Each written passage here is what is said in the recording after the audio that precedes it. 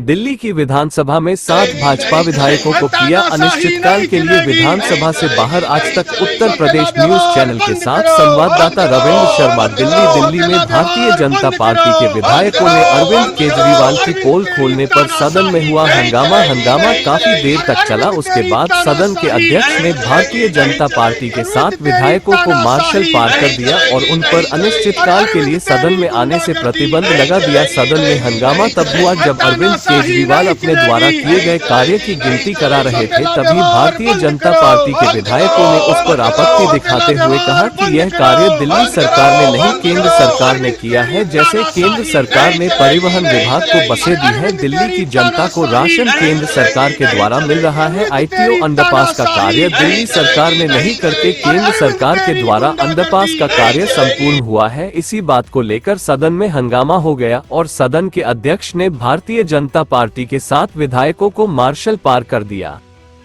तानाशाही नहीं चलेगी, नहीं चलेगी, नहीं चलेगी। केजरीवाल के भ्रष्टाचार पर चर्चा करो। विधानसभा में केजरीवाल के भ्रष्टाचार पर चर्चा करो। आज फिर आम आदमी पार्टी की सरकार ने सदन में विपक्ष का गला घोंटने के लिए एक तुगलकी फरमान जारी किया है और 8 में से 7 विधायकों को अनिश्चित काल के लिए सदन से निकाल दिया है। अब ये तुगलकी फरमान के पीछे कारण ये बताया गया है कि हमने उप राज्यपाल जी के भाषण के दौरान उनकी अवमानना की, जबकि दिल्ली सरकार के जो झूठ थे, चाहे वो अंडरपास हो ITO का, उन्होंने क्रेडिट लेने की कोशिश की। हमने बताया कि ये केंद्र सरकार ने बनाया है। दिल्ली के 72 लाख लोगों को राशन दिल्ली सरकार नहीं केंद्र सरकार दे रही है।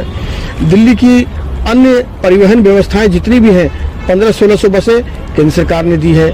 उनके झूठ को उजागर करने का काम हमने किया और जिसका हमें यह प्रतिफल मिला कि हमें मार्शल आउट तो कल किया ही गया, आज अनिश्चित काल के लिए निकाल दिया गया। एक बात तो साफ है, हमारे 8 उनके 60 पर भारी है और वो डरे हुए, उनका फ्रस्ट्रेशन बोल रहा है कि उन्होंने ये कदम उठाया है।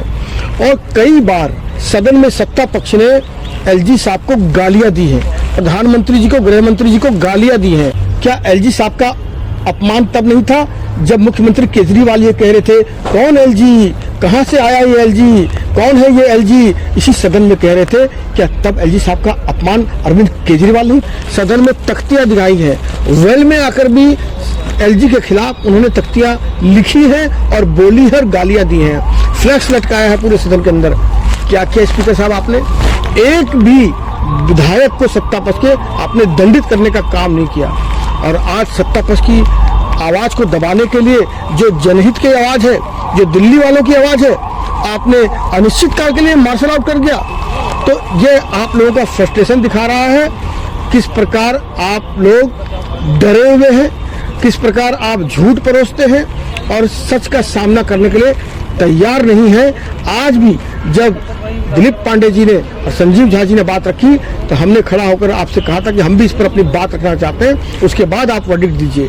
लेकिन आपने हमारी एक नहीं सुनी, मनमाना फैसला सुनाया है।